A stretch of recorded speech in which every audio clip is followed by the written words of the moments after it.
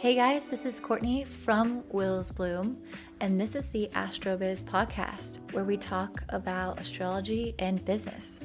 And Will's Bloom is the parent of this podcast, and it's all about intentionally designing our life and business with the cosmos. Hey guys, thank you so much for joining me on another episode of the podcast. Today we're going to be jumping in with Daniella Inzerilli, and she is a social media expert and she's studied marketing and knows her way all around the Instagram and Facebook platform.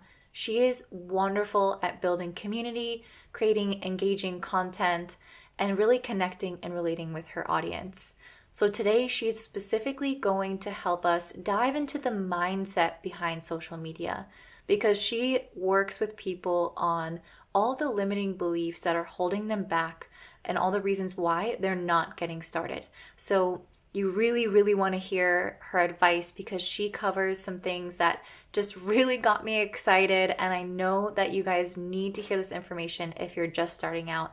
It is so powerful, it is so helpful, and it is really, really useful. And if you liked her content, please jump over to her Instagram, give her a shout out, give her a virtual hug because she is amazing. And don't forget, guys, I am starting my business foundations course using astrology.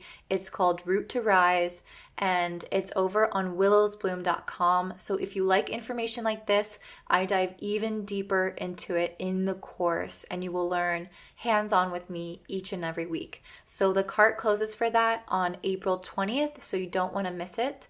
It goes for 3 months, and you're going to learn so much about business and your own personal astrology chart and how to use both of them to make the business of your dreams.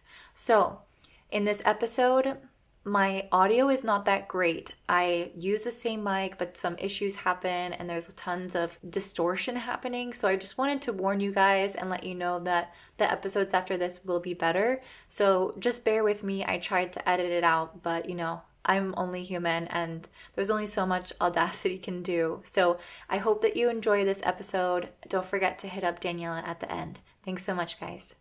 Today we're joined by Daniella Inzerilli. Hi, Daniella. Thank you so much for being my very first guest. Hi, I'm so happy to be here. Thank you. It's an honor. It's such an honor to have you on. I'm so excited to have her come talk to you guys because she is a social media whiz. She studied marketing, and I specifically said in the last episode that I really wanted to help you guys with all the foundations of starting your business. And I can't think of anything more foundational and more important than actually reaching your audience and connecting and networking and finding the people who will be your customers. So, Daniella, what's your story? How did you get started with marketing and social media? Yeah, for sure. So I have always been really interested in business, like in high school and stuff. So I actually went to college for marketing. And then from there, I kind of did all the clubs that I could get involved in as far as like being in like the PR person in my organization or different clubs and stuff. And I got a job right after college in marketing in a corporate job setting. And I was like, okay, sweet. Like I've worked really hard for this. Like this is awesome. And then like 6 or 7 months into my new entry level corporate job that I was super grateful for, I was like, okay, I feel very stuck. Like I feel like I'm going to work every day and just not feeling super accomplished. Like I was doing work for other people that didn't really like light my soul on fire. It wasn't creating like a passion inside of me or anything like that. So then I decided to dip into photography because that was like my creative outlet. I could really do whatever, literally whatever I wanted with it. I could market it however I wanted it. So from there, I kind of let that be like my backup plan or like my side hustle from my corporate job. And then I kind of took the photography aspect, and I do love taking pictures of people. But what I realized is I loved using social media to market myself even more. And I loved the idea of connecting with people. And I think that's how I channeled myself, my creative self in photography, was like being creative and connecting with people. So from there, I really pivoted and have gone more into business strategy and social media strategy and mindset. And I still do photography. I work with a lot of brands now too. So I'm able to kind of incorporate my two worlds into one. And what was, I guess, the thing that I like to think has made me maybe different than other people, or the thing that I really try to focus on with my clients, is how to grow a social media organically, but also working through a lot of the mindset blocks that come up when you're just starting out, or even building a very like specific and intentional audience, if that makes sense. Oh, I love that last part because I've noticed, speaking with so many spiritual entrepreneurs and people who are really trying to make their beautiful work and talents known, that they have so many blocks around putting themselves out there. It's like they have the skills, they have the ability to reach people, but there's something stopping them and holding them back. So, what is it for you? Like, what have you seen come up the most with your audience when you're helping them work through their mindset blocks? What exactly is it, or how do you help them overcome that?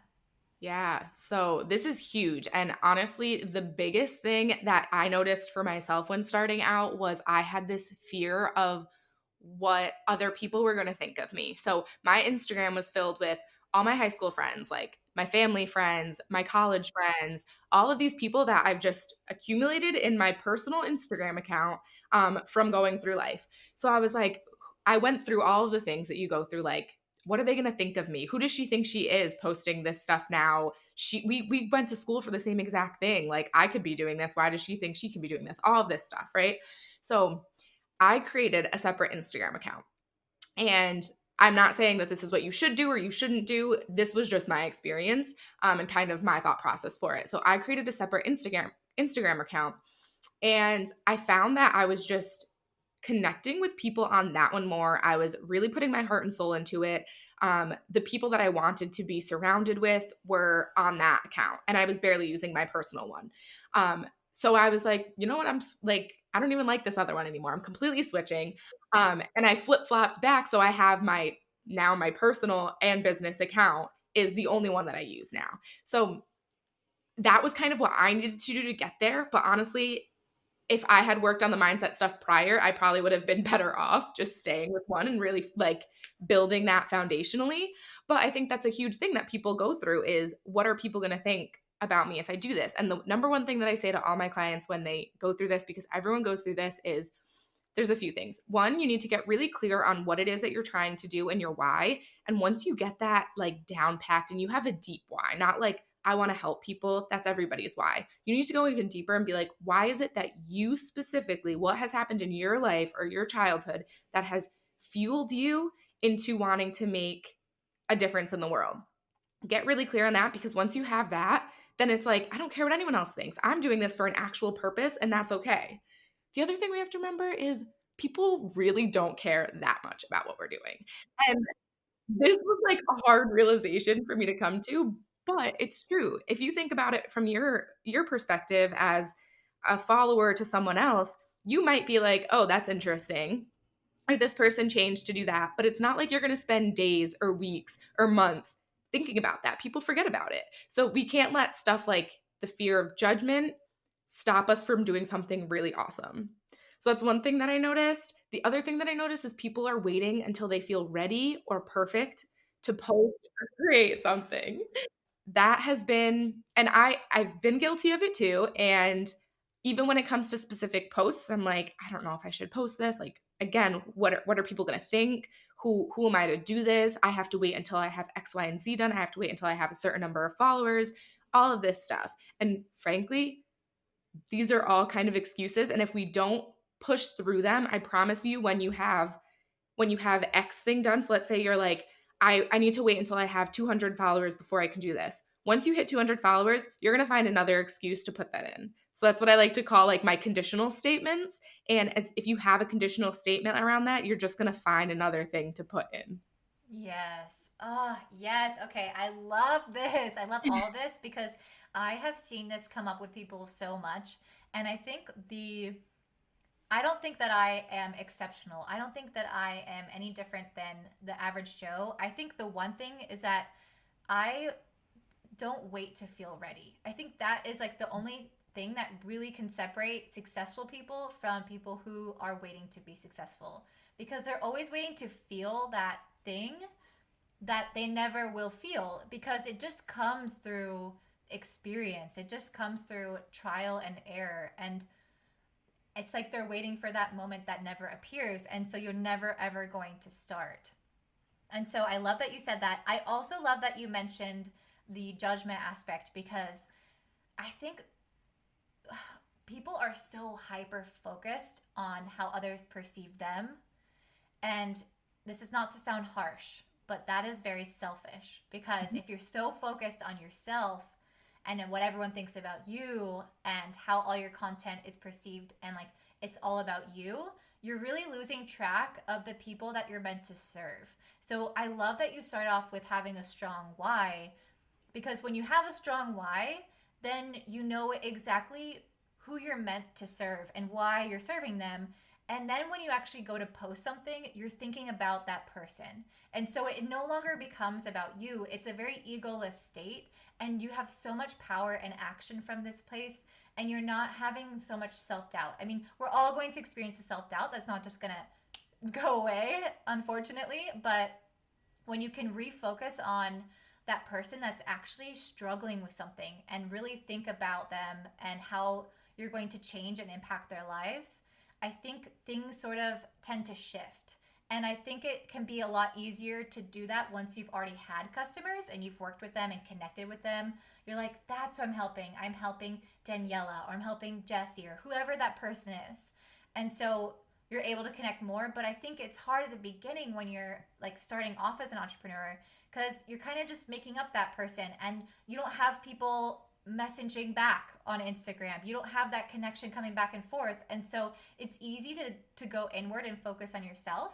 But what I just want to encourage you to do is even if you don't see that person there, just recognize that they are there and that you're there to serve them. And it will make it less about you and your self-doubt. Yeah, 100%. And I would say it is selfish, but it's also so natural to feel this way. So if you're feeling this way, don't be like, okay, that's it. I'm like, I guess that's just what it is. Like, that's who I am. It's no, that's a great piece to become self-aware around. And now it's okay, how can we shift your mindset and actually get you to start taking action towards doing it?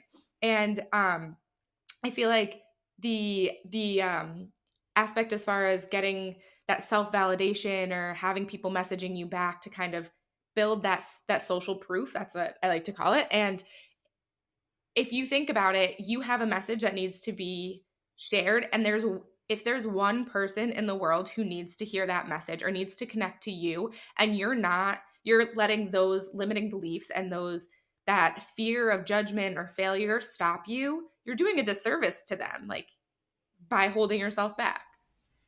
Yes, absolutely. I know. And just if you think about it from the perspective of like someone else who has impacted you, and if they let their self doubt hold them back, think about how your life would be totally different. Like, what if Elon Musk was like, "Oh, I'm too scared to start Tesla. I don't know. That seems like a big vision. Everyone is gonna think I'm crazy. I'm not gonna do it." Like, we would be in a really different place in society. So I love that you take that perspective, and I also love that you say it's natural because this is such an important point. Everyone experiences self-doubt. It's what you make that self-doubt mean. So if you make that self-doubt mean that I'm not supposed to do this, I'm not supposed to post on social media, then you're going to actually let that stop you.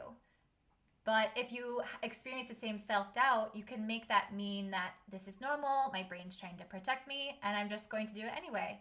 And then the more you do it, the more you realize that you're safe and your brain adjusts and you become more comfortable.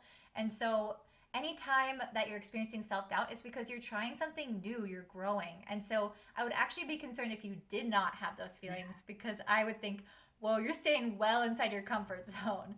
And so, just recognizing, like you said, that it's so natural, I think makes you feel like, okay, I can still move on and do this because I'm supposed to feel this way. Yeah, 100%.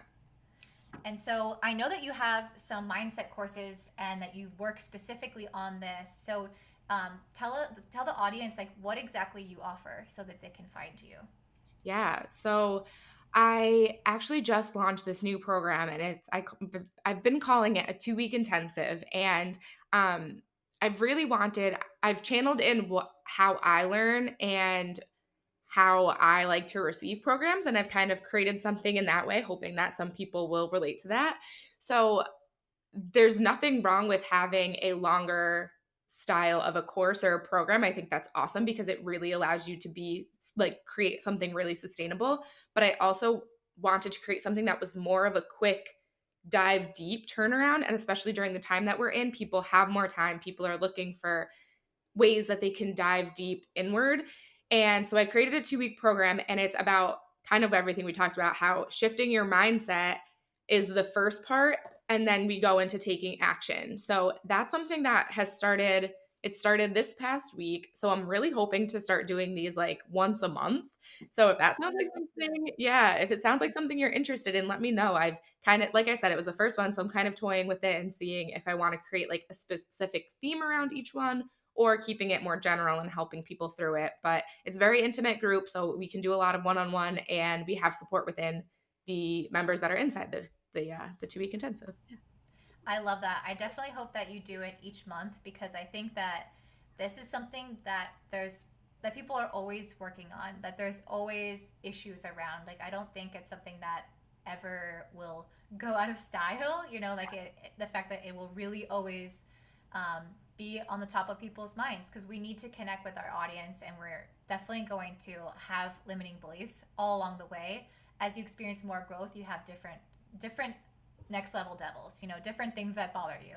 And so that will be super powerful for your audience and anyone that's listening. So I have a few more questions to really dive in for the beginning entrepreneurs here with us today. So I was really curious, what are some of the biggest mistakes that you see people making or that you made when you first started out? Because I just want to save people a ton of time if we can just fast forward them through all the baloney and the mistakes that we've made. What advice would you give them?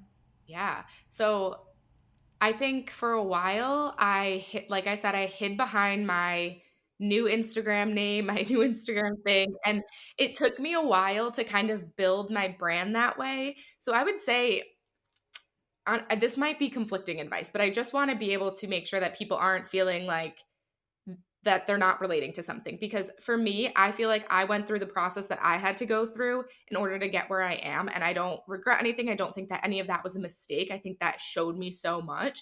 But if I could do it again, I think I would have gotten maybe a little clearer on what it is that I wanted my messaging to be. However, on the flip side, I don't want people, I've seen that hold people back. So if you can get really clear from the beginning, that's amazing. And that will help kind of fuel the rest of your social media and the way you market and just audience growth. But if you find yourself like, I don't know what message I'm sharing, I don't know what I want to be known for, I don't know what I can be the expert in, then squash that advice and just start somewhere. So again, I know that's kind of conflicting, but that's the biggest thing I see. And from my experience, that's what I would have done differently. Um, and then the other thing is we have such an opportunity with social media and the way that we're connecting with our audience. And I don't think, like I said, I don't like saying that these are mistakes, but if you're listening to this now and you're like, okay, well, I have a social media, I have an Instagram, how can I make it better? Then this would be my advice to you. Find ways to relate and engage with your audience. So when I say relate, I mean, don't post things that they're not going to understand. Don't use language that's so far out there that makes sense to you or that you want to seem like you are super qualified and you have credentials for it, because people are not going to relate. They're not going to connect. They're not going to engage. They're not going to care. So you really need to dumb it down, especially when it comes to social media, when people are using that as an outlet too. So you don't want to fill their feed with a bunch of jargon that that's going to make them feel stupid. You know what I mean? Um, and then finding ways to really relate to them. So I throw into my stories every now and then, like things that people will feel inclined to relate to. So I'll post my favorite drink, or I'll post a quote that makes them engage, or I'll post something like I have this obsession with cups and mugs. And for some reason, whenever I post a new cup or a mug and I'm like, oops, did it again, people like flock to my DMs. And I'm like, that's great. That's awesome. I'm building that relationship. I'm building that trust and moving them from just a follower to more of a relationship. So obviously find what it is that you connect with your audience with, or what's like a weird little quirk that you have that shows that you're a human and people are going to want to engage with you. Does that make sense? Yes. Oh, I love that. because I feel like along with the self-doubt comes this desire to be perfect. Like, if I'm Mm. perfect, if I'm this way, people will like me. But if you're so curated, you're not you. If you don't post your million mugs, people connect with you less. Like, I've seen so many Instagrammers with the perfect body on the beach in Hawaii who don't have a job but you have $1 million, and you're like, this is so unrelatable. And Yeah. so the feeling that they have, the connection that they have between them and their audience is not one of like, I know you, you're my friend. It's more of like, I'm jealous, like goals. And you don't want to, you want to inspire people, but you also want to make them actually feel like that's possible for them. And how do you do that? By relating to them, by being a person and saying, I used to be just like you, and look at what I've done, and this is not natural to me. This has come through time and through effort, and look at me with all of my mugs. Like, this is just me being me. And I think that the more that people see that, the better that they feel about themselves too, and like realize that their dreams are possible. And I probably am guilty of the whole jargon thing. Like, I'm all up in my social media talking about conjunctions and like sextiles, or like things happening in astrology that people are probably like, what? So I think that the jargon is helpful for pulling in people who are already really interested in that niche.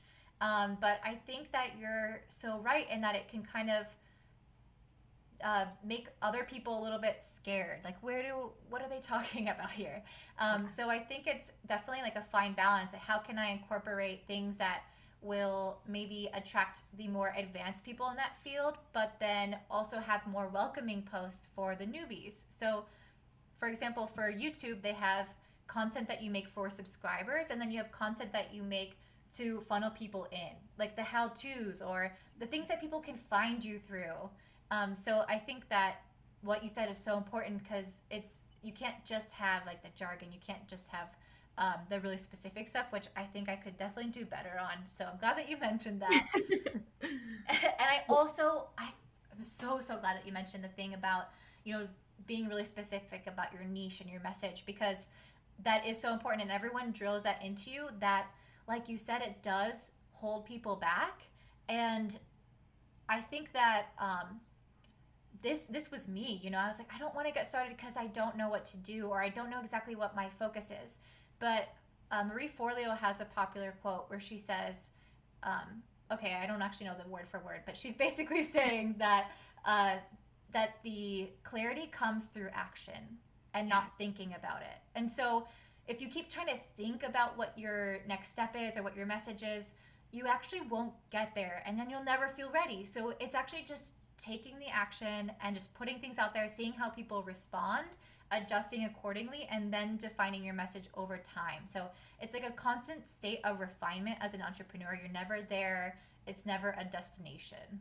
Yes, 100%. And if I could give anyone like a little exercise to do, or if they're like needing a good laugh or needing some like inspiration for where to start, go to my Instagram, and I keep these up for a reason, and scroll all the way down, and I promise you the first picture that you're going to see is a picture of my sister and her ex-boyfriend at prom, and it's without their heads. It's just them like all cuddled up nice and close, and I think I have hashtag prom written as the caption. So that's where I started.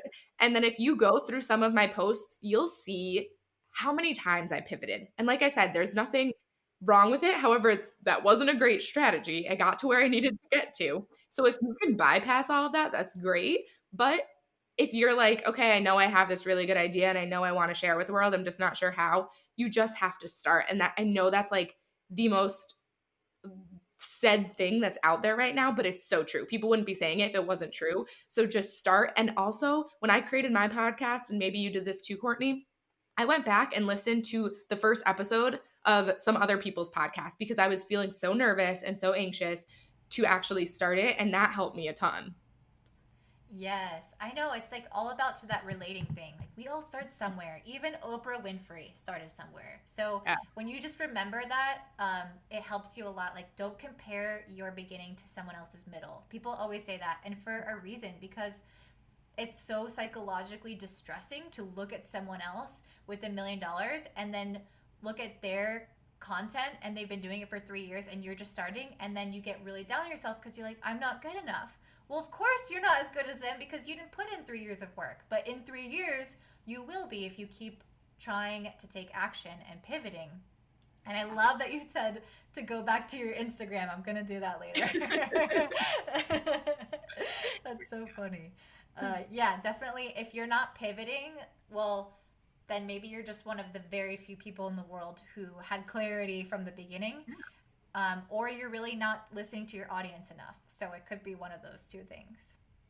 All right, very cool. Thank you so much. So, what is one tool or software or just something that you've purchased for your business that was a total lifesaver for you that you're like, yes, best investment, and why? Yeah. Okay, so first I want to start off by saying I definitely always fell into the trap of once I have this, I can start this, or the only way I can have a podcast is if I have a Blue Yeti mic and all this stuff.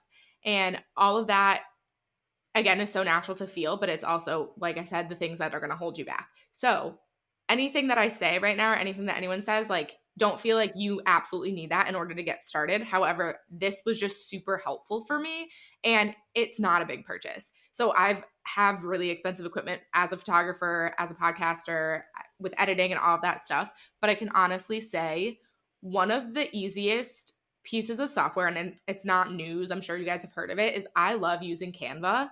And I pay for the premium one. However, my friend uses PicMonkey and she pays for the premium version of that and she loves it. But as far as accessibility, being able to use it on my computer, being able to use it as on my phone, that has been so easy for me to keep my branding on point. I pay for the premium so I can use my fonts, I can use my pictures that I upload, I can use stock images that they have, I can create animations now. Like the resources in that are really limitless, especially if you're not a graphic designer. So like I said, with things holding you back, if you're like, I can't make cool graphics, go get Canva, go get PicMonkey, go get something that'll create them for you. That way you're not using that as an excuse to hold you back. And then if you want to take it up a notch and really brand yourself, then pay for the premium. It's like $12 a month. And like I said, that's the cheapest subscription that I have for all of the things that I do in my business, but it's the one that I don't blink when I pay for it because I'm using it all the time. And it's the one thing that is keeping my business going without holding me back, if that makes sense. Yes. Oh my gosh. I seriously vouch for Canva as well. And this is something that I actually talk about in my business course, the business astrology course, because I'm really into saving time. I love being efficient, creating processes. And part of that is having consistency in your brand, which is important so people recognize you, but also to save you a fuck ton of time. Like, why spend time reinventing the wheel? If you have your fonts and your colors already within Canva, you literally just click a few buttons and you can have a new post.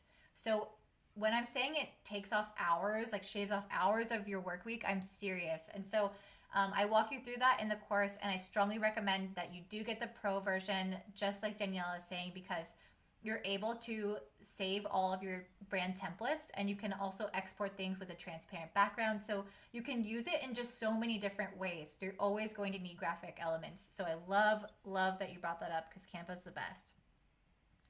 Okay, cool. So I'm going to hop over to your astrology chart super quick. And I've actually done a little mini reading for you before on your podcast. So everyone go check out the Yes You Can podcast. And there is an exclamation point at the end by Daniella Inzerilli. Are you Italian or is this I am. Okay. I'm half Italian and half Puerto Rican. Okay, very cool. And if you can't see her, there's also a Zoom recording, but she is very beautiful. So Thank you. great genes. Okay, so I love that you're a mindset coach because looking at your astrology chart, I know that I've mentioned this before, but my viewers are new to you. So you have your sun in the seventh house of one-on-one relationships. And actually, when we look at a business birth chart, the seventh house will indicate you working one-on-one with people, and in the personal chart it indicates more of like your romantic relationships. So both of these areas of your life are going to be super pivotal to your soul's expression because your sun is like your soul. And then it's actually you have such a strong intuition and ability to cut through the baloney and get to the core of people's issues, because your sun is very, very close to Pluto. And Pluto is a planet that basically ensures that you're more tapped into like understanding the human psyche and human consciousness and why things are that the way that they are. It helps you explore everything that's hidden. So with Pluto here, and then with Mercury, the planet of your thinking and communication, in the eighth house of insecurities, with these two placements, you have a really strong ability to be able to dive into the people's mindsets. And you also have Venus in Scorpio, which again is like a very intuitive sign. So Pluto, the eighth house in Scorpio, all have very similar energies of basically uncovering what has been buried deep within us since our childhood, or like traumas or limiting beliefs. And so because you have these placements, you have a very keen ability to be able to spot those things in your clients and especially in your one-on-one work. So I would definitely encourage people to have a session with you because of that. And also because of your rising sign being in Taurus. I know that I mentioned this again in your podcast, but this would make you a very calming, grounded person. So while you have a lot of Sagittarius energy, that's more fire and passion and inspiration to your audience, you will also have like this grounding, calming energy that will allow them to open up to you so that you can discover those limiting beliefs, because people really need to feel comfortable in order to open up like that. And then you do have a lot of energy happening in the ninth house. So you are definitely a lifelong learner, especially with Jupiter here. Jupiter is a planet of growth and luck and expansion. So the more that you dive into the topics that you enjoy, the more that you will find like will benefit you in your own life and in your career. And that goes for traveling as well, because the ninth house is all about living abroad and traveling and like just loving foreign things. And in Daniella's podcast, she mentioned that she did live abroad. And that is absolutely no surprise because you have multiple planets here. And yeah, so I just wanted to give like a brief synopsis of your chart because I know we've been talking for a second. And I wanted everyone to see in the audience how your birth chart really can indicate what your skills are. And Daniella has so many intuitive abilities that she's really using with her clients. So if you feel called to work with her, I would definitely suggest it because her chart just screams mindset coach. And I think that she'll definitely be able to help you. So, is there any last things that you would like to add to the audience, or where can people find you? Anything that you want to just use to wrap up?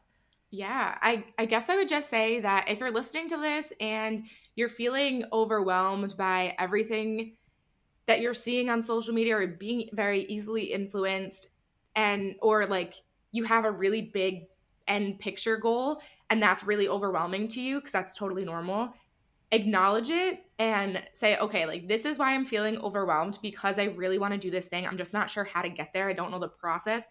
And then pull yourself back to where you are presently and start small. So we need to build that positive momentum by doing small action steps that are guaranteed us to have wins. So I often say to my clients, like, start with giving yourself permission. If you can give yourself permission to do something new or to put yourself out there, that's the first step. And then from there, maybe you do a little bit of research or you create the account, something where it's guaranteed that you will succeed at that one mini task, rather than jumping to like, I need to create 5 videos in a week, or I need to have X amount of followers, or I need to make X number of sales, because that's where the overwhelm comes into place. So if you're feeling this way, don't worry. It's okay. Everyone has been there before, and just start really small. If you want to connect with me, I would love to connect with you. I love getting to know my audience and getting to know just everyone in my community more. I love messaging people in DMs and everything. So it's just Daniella Inzerilli, and that's my website. That's my Instagram handle. Can you Yeah. spell that for people? Yeah, it's DANIELLA, and then it's INZ as in zebra, ERILLI. So it's kind of a mouthful. I know there's a lot of in there. But yeah, I would love if you guys came and just connected with me. Like, let me know what you thought of this episode. Slide into my DMs, because I want to be able to like keep that communication with you guys. Thank you so much, Daniela. And I'm so glad that you mentioned the next steps. So, you guys heard her take small actions, things that you can win with today. Start your account, create your first post, and give yourself permission to be you. So, thank you guys so much for staying tuned. Thank you, Daniela. You are awesome. I really enjoyed this. And stay tuned. Bye.